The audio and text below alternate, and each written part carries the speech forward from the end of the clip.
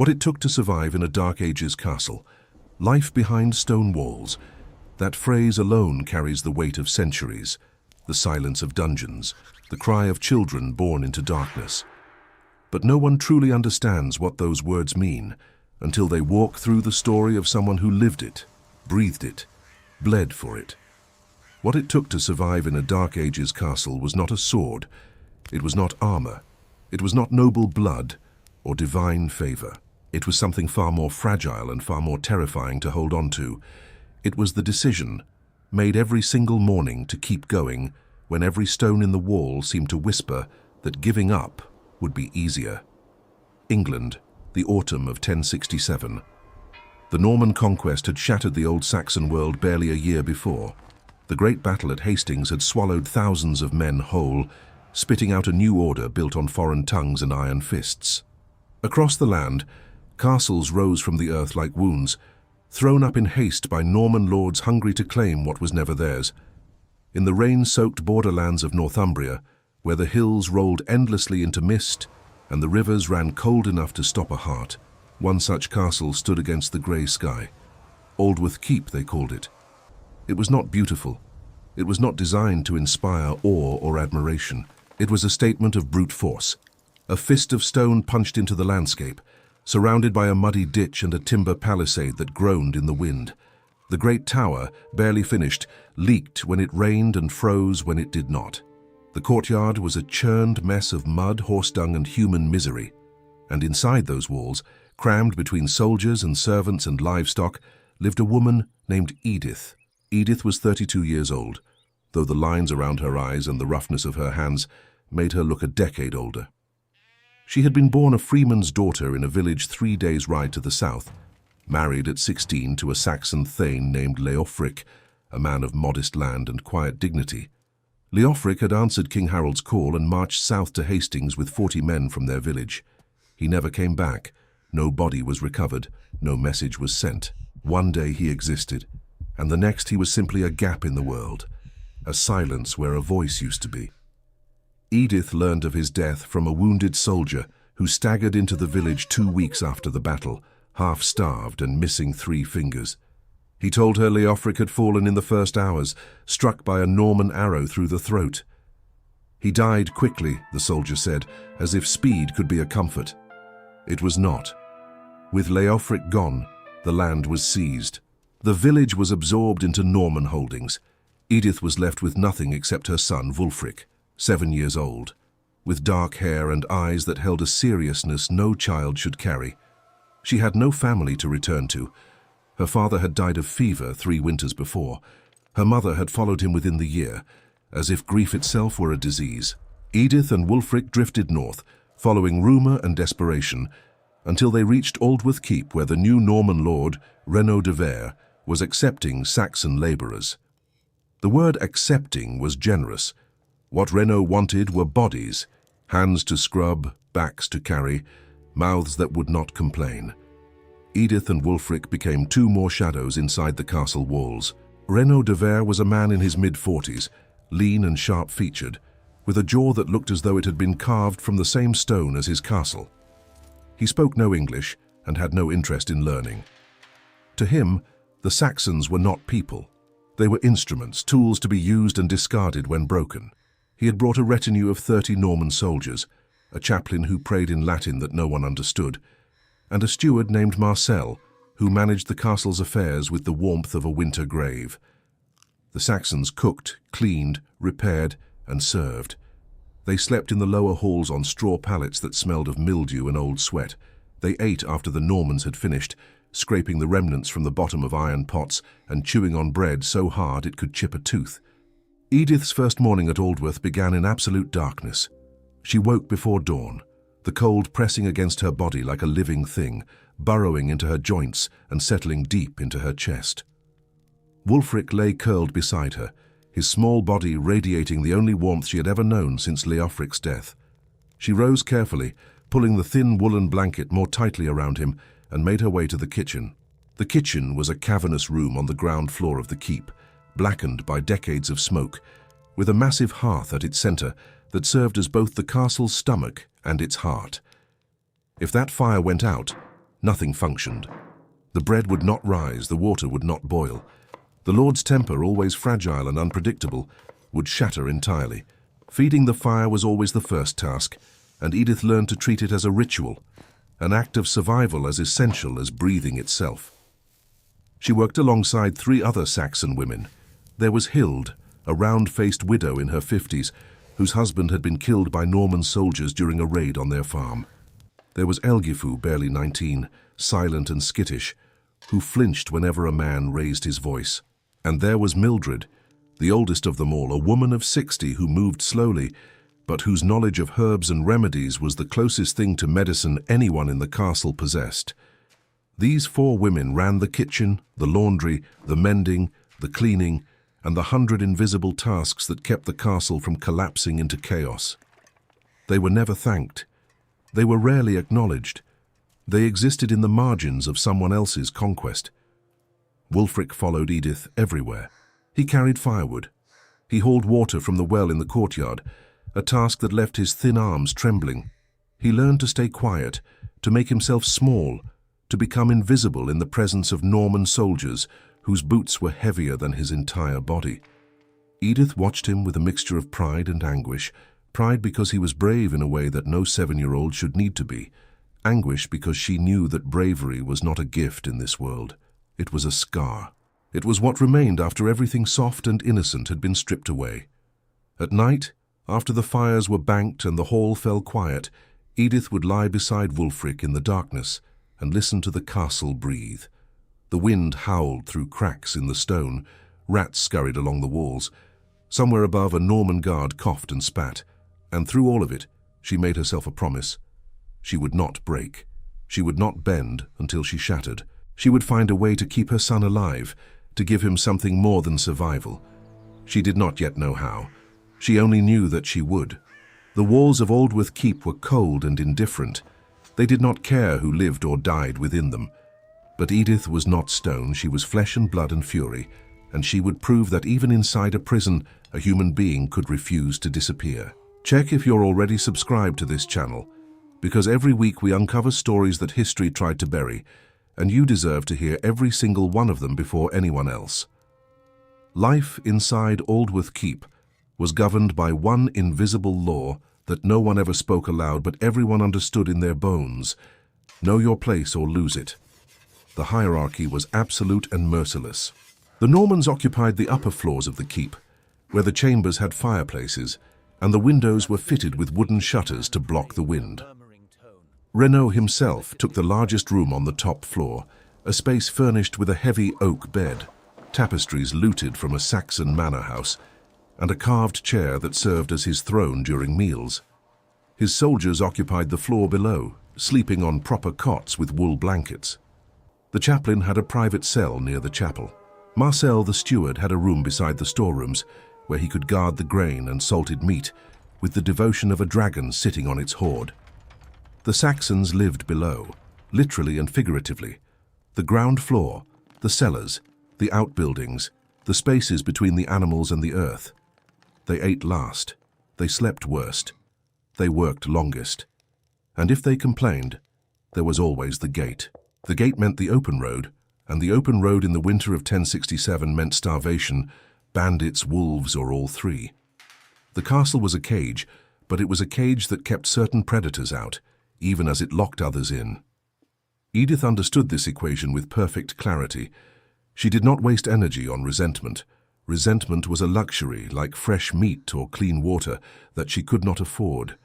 Instead, she watched. She observed.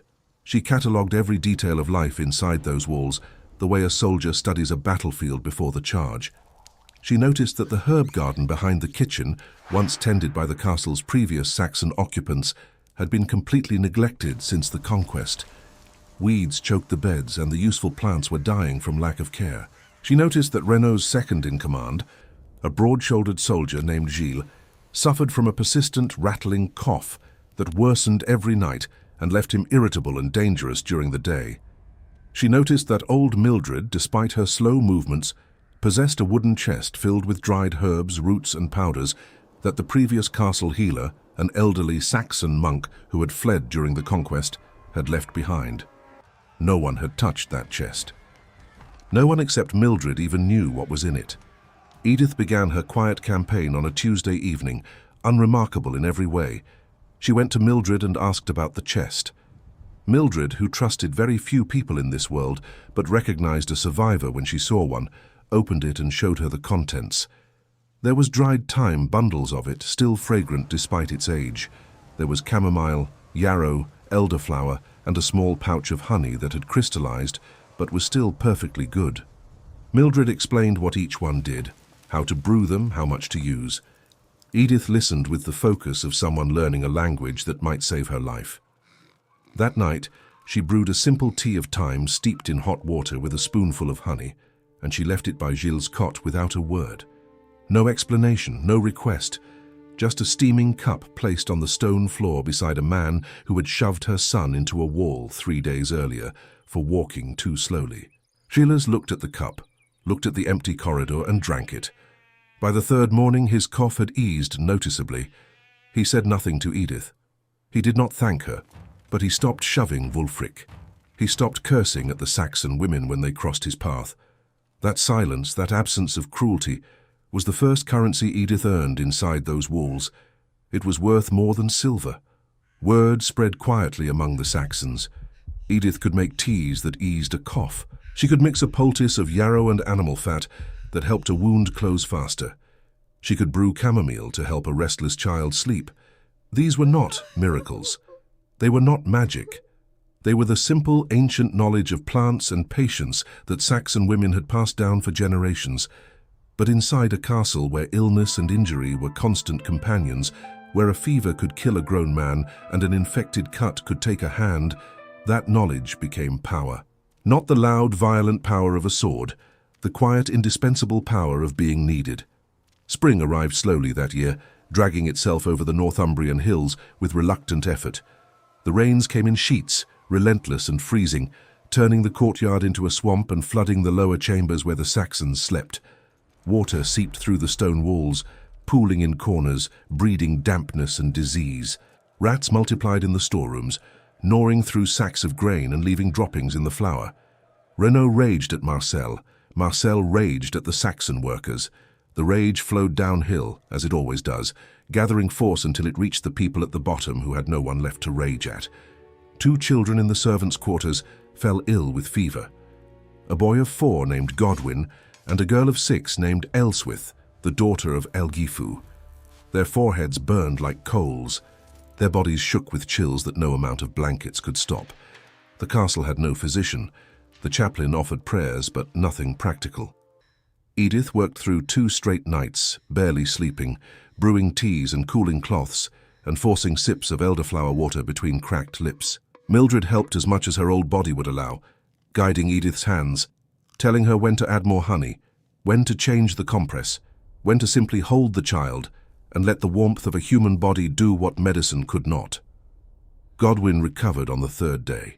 His fever broke like a wave crashing against rock, and the color returned to his cheeks slowly, like dawn creeping across a dark sky. But Ealhswith did not recover. Her fever climbed higher, and her breathing became shallow and ragged, each breath a battle she was losing. On the 4th night, she stopped breathing entirely. Elgifu's scream echoed through the stone corridors of the keep, a sound so raw and primal that even the Norman guards fell silent for a moment. Edith held Elgifu while she sobbed, saying nothing, because there were no words in any language that could fill the space left by a dead child. They buried Ealhswith outside the castle walls, in a patch of ground that overlooked the river. The soil was so waterlogged that the grave kept filling with brown water as they dug, and Edith had to press the mud down with her bare hands to keep it from caving in. Wulfric stood beside her, his face pale and still, and when it was over, he asked the question that every child in every age has asked when death comes too close. "Will that happen to me?" Edith knelt in the mud, took his face in her roughened hands, looked into his serious dark eyes and said, "Not while I breathe." It was not a lie. It was not a promise she could guarantee. It was a declaration of war against a world that consumed children as casually as fire consumed wood. And she meant every syllable. That promise became her anchor through every dark night and every grey morning that followed. It was the rope she clung to when the current threatened to pull her under. It was the fire she fed before any other. Summer arrived like a false friend, bringing warmth but also new dangers that Edith had not anticipated. The longer days meant more work. The warmer air meant food spoiled faster. Flies descended on the kitchens in black, buzzing clouds, and the political situation outside the castle walls grew increasingly volatile. Saxon rebels, men who had refused to accept Norman rule, had been conducting raids on supply lines and isolated holdings throughout Northumbria. They burned wagons, killed sentries, and disappeared into the forests like smoke. Renaud de Vere, who had initially dismissed these rebels as a nuisance, began to see them as a genuine threat. His patrols returned from the countryside with reports of ambushes, stolen horses, and crude messages carved into trees in Old English, messages that promised the Normans would be driven back into the sea. Paranoia settled over Aldworth Keep like a second layer of stone. Renaud doubled the guard. He ordered the gates barred from sunset to sunrise. He demanded that Marcel conduct an inventory of every weapon inside the castle, down to the last rusted knife. And then he gave an order that struck the Saxons like a blow to the chest. Every Saxon inside the castle was to surrender any blade longer than a finger. Kitchen knives, skinning knives, carving tools, shears, anything with an edge. The Normans went through the servants' quarters, the kitchens, the workshops, turning over pallets, opening chests, confiscating tools that the Saxon workers needed for their daily tasks. Edith handed over her kitchen knife without a word, the same blade she had used every day for months to chop vegetables, cut bread, and carve meat. A Norman soldier took it from her hand without looking at her face. She was not a person to him. She was a potential threat with fingers. The confiscation made daily life immeasurably harder. Cutting food now required borrowing a blade from a Norman soldier, who would stand and watch while the task was completed, then snatch the knife back immediately. Simple tasks that had taken minutes now took an hour. But the hardest part was not the inconvenience. It was the message. No matter how hard Edith worked, no matter how many fevers she broke, no matter how many cups of healing tea she left by soldiers' bedsides, she would never be trusted. She would always and forever be the conquered, the enemy within, a Saxon whose blood made her suspect regardless of her actions. Edith absorbed this truth in silence. She continued her work. She maintained the herb garden, which had become her quiet domain, a patch of earth where things grew instead of decayed. She tended the sick. She cooked the meals. She mended the garments. She did everything that was asked and more, and she did it without complaint, because complaint was a weapon she could not afford to unsheathe. But inside, something was shifting. A hardness was forming, not born of bitterness, but of clarity. She understood now with absolute precision the rules of the world she inhabited. Usefulness was her only shield. Knowledge was her only blade, and the moment she stopped being useful, the castle would swallow her whole. Then Renaud did something that nearly broke her entirely. On a humid August morning, with thunderclouds piling up on the western horizon, he summoned Marcel and Gilles to the great hall and announced a new directive. 3 Saxon boys under the age of 12, including Wulfric, would be sent south to a Norman monastery near York. They would be housed, educated in the Norman fashion, and held as guarantees of good behavior. The word Renaud used was wards. The word everyone understood was hostages. If the Saxon rebels attacked Aldworth or harmed any Norman in the region, the boys would answer for it. The departure was set for 2 weeks hence. Edith heard the news from Hild, who had heard it from Marcel's Saxon assistant, who had been standing outside the hall when the announcement was made. Edith was in the kitchen when the words reached her, stirring a pot of pottage over the fire. She stopped stirring. She placed the wooden spoon on the edge of the pot with mechanical precision. She walked to the back of the kitchen, through the narrow passage that led to the herb garden, and stood alone in the fading light. The garden smelled of thyme and rosemary and damp earth. She stood there for a long time, not moving, not crying, barely breathing.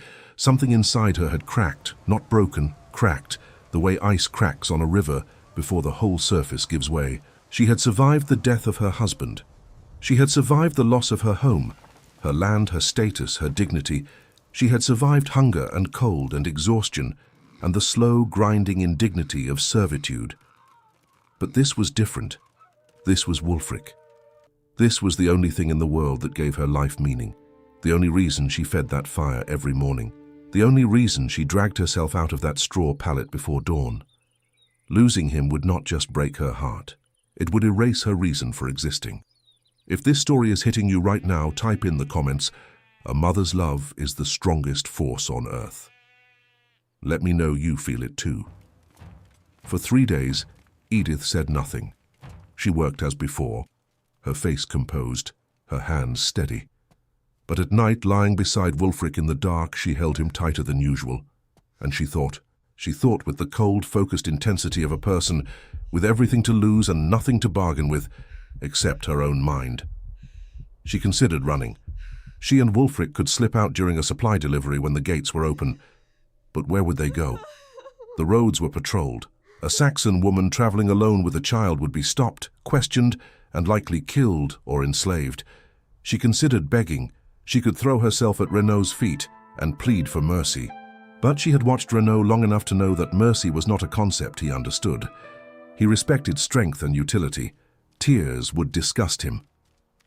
On the 4th morning, Edith made her decision. She went to Gilles, not begging, not weeping, not pleading.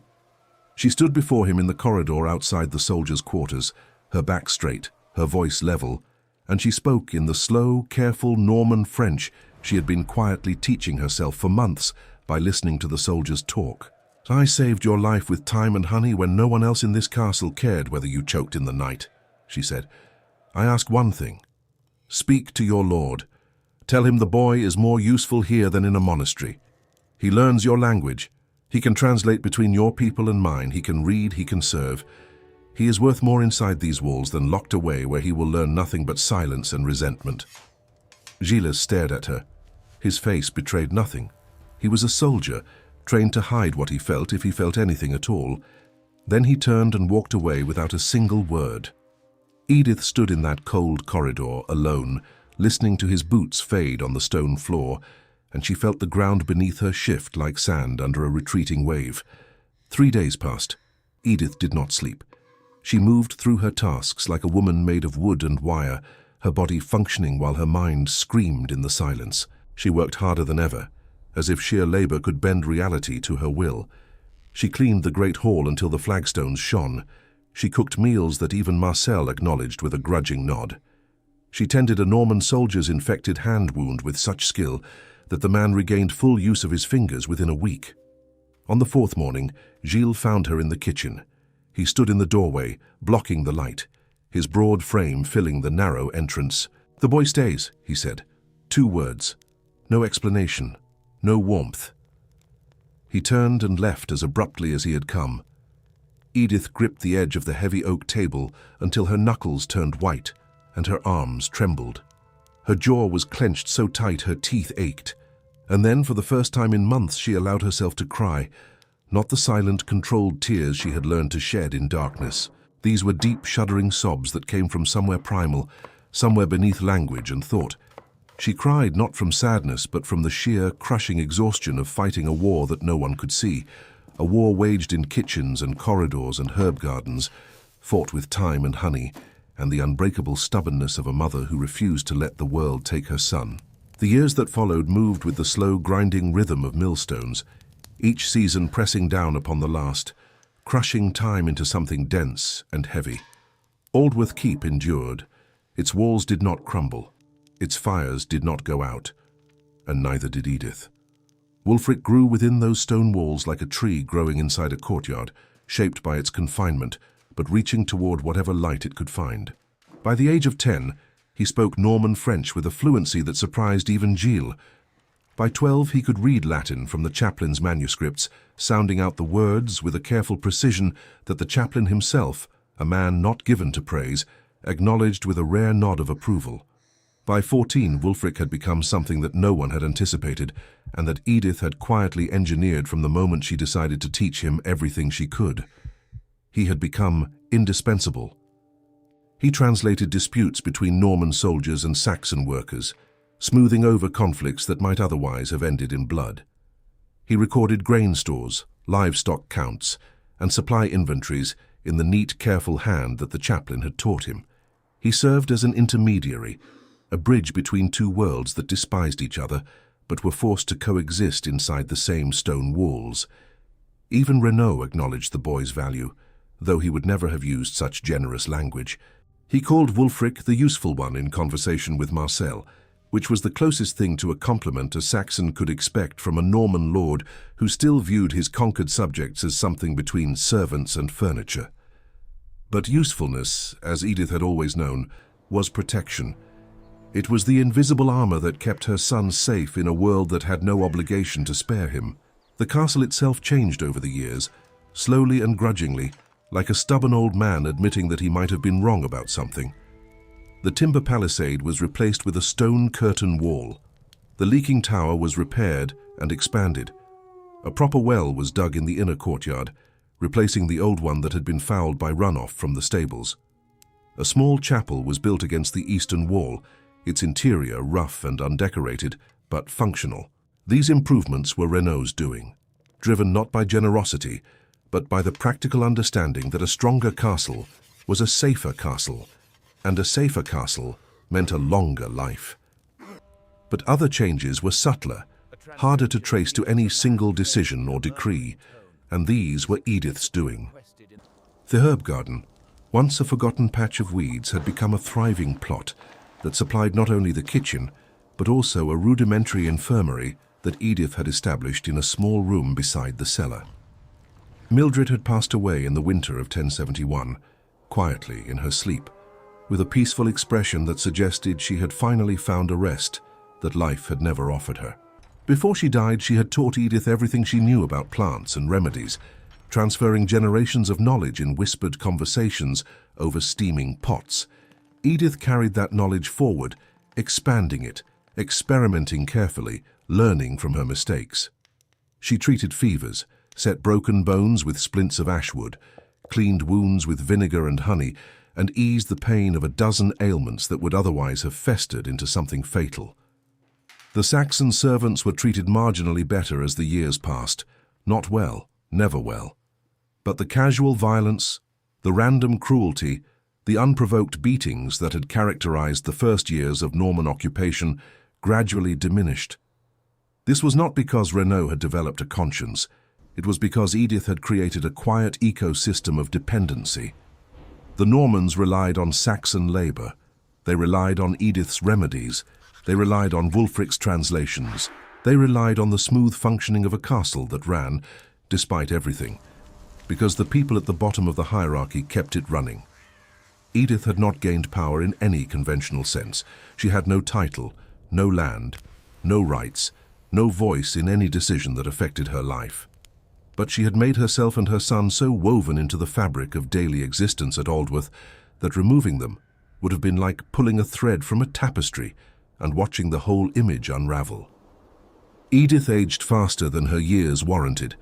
By 40, her hair had turned almost entirely grey, pulled back in a simple braid that hung down her back like a frayed rope. Her hands, once strong and quick, had become stiff and swollen at the knuckles, aching in the cold that never fully left the stone walls. Her back had curved from years of bending over fires, wash basins, and sickbeds. She moved more slowly now, and the younger Saxon women who had joined the castle's household over the years took over the heavier tasks. But Edith's mind remained sharp, and her knowledge of herbs and healing remained unmatched within Aldworth's walls. She never remarried. She never sought companionship beyond the quiet solidarity of the women she worked beside. Her entire existence had narrowed to two purposes: keeping Wulfric alive and keeping herself useful. There was no room for anything else. Romance, leisure, beauty, the simple pleasures of a life lived freely. These were concepts that belonged to another world, a world she had glimpsed once as a young wife in a village that no longer existed, and that she sometimes dreamed about in the thin hours before dawn, only to wake and find herself surrounded by cold stone and the smell of smoke. Wulfric understood what his mother had sacrificed. He understood it not because she told him, for she never spoke of it, but because he had watched her every day of his life. He had watched her hands crack and bleed over winter wash basins. He had watched her eyes scan a room for threats with the vigilance of a hawk. He had watched her smile for him, only for him, a smile that she kept hidden from the rest of the world like a secret too precious to share. And he carried that understanding like a stone in his chest, heavy and permanent, a weight that shaped every decision he made as he grew into a man. On a winter evening in 1079, 12 years after Edith and Wulfric had first walked through the gates of Aldworth Keep as refugees with nothing but the clothes on their backs, something remarkable happened. Something so quiet that no chronicle would ever record it, no poet would ever celebrate it, and no monument would ever mark the place where it occurred. Renaud de Vere, now in his late 50s, his body stiffened by years of war and cold weather, was hosting a modest meal in the Great Hall. The table was set with roasted mutton, dark bread and ale. His remaining soldiers, fewer now than in the early years, sat along the benches. Marcel, greyer and thinner, managed the proceedings with his usual efficiency. And at the far end of the hall, seated not on the floor but on a bench, not behind the Normans but among them, sat Edith. It was not an invitation given with ceremony or grace. Marcel had simply told her that the Lord required her presence at the meal to discuss the coming winter's provisions for the infirmary. But the act of sitting at that table, eating from a plate rather than scraping a pot, occupying a space that would have been unthinkable 12 years before, carried a weight that only Edith could fully measure. She sat straight-backed on that bench, her rough hands resting on the wooden table, and said nothing. Wulfric sat beside her, reading aloud from a Latin manuscript at the chaplain's request, his voice steady and clear in the smoky air. The fire crackled. The wind pressed against the shuttered windows. The stone walls, which had once felt like a prison designed to crush her spirit, now felt like something different. Not a home, never quite a home, but a place where survival had been transformed, slowly, painfully, and with immense cost, into something resembling dignity. Edith never reclaimed her title. She never saw justice for Leofric's death. She never returned to the village where she had been a young wife, with a future that stretched out before her like a sunlit road. History would never record her name. No book would mention her. No song would honor her struggle. She was one of millions of ordinary people who lived and suffered and endured behind the stone walls of medieval castles, people whose stories dissolved into silence like breath on a cold morning. But what she did inside those walls mattered. Every fire she lit was a defiance. Every fever she broke was a victory. Every morning she rose from that straw pallet and chose to face another day was an act of courage more profound than any cavalry charge or siege assault. What it took to survive in a Dark Ages castle was not strength of arm or sharpness of blade. It was the stubborn, furious, quiet, unrelenting insistence on remaining human when the world demanded you become invisible. It was the refusal to let stone walls turn your heart to stone. And that, perhaps, is the truest form of bravery that has ever existed. If you watched until here, it's because this story truly moved something inside you. Leave a comment saying, "I watched until the end," so I can know who you are and who truly appreciates the stories here on this channel. If Edith's strength inspired you, hit that like button. It takes 1 second, but it helps more than you know. Share this story with someone who needs to remember that survival itself is an act of courage. And if you're not subscribed yet, subscribe right now, because stories like this one are waiting for you every single week, and you do not want to miss a single one.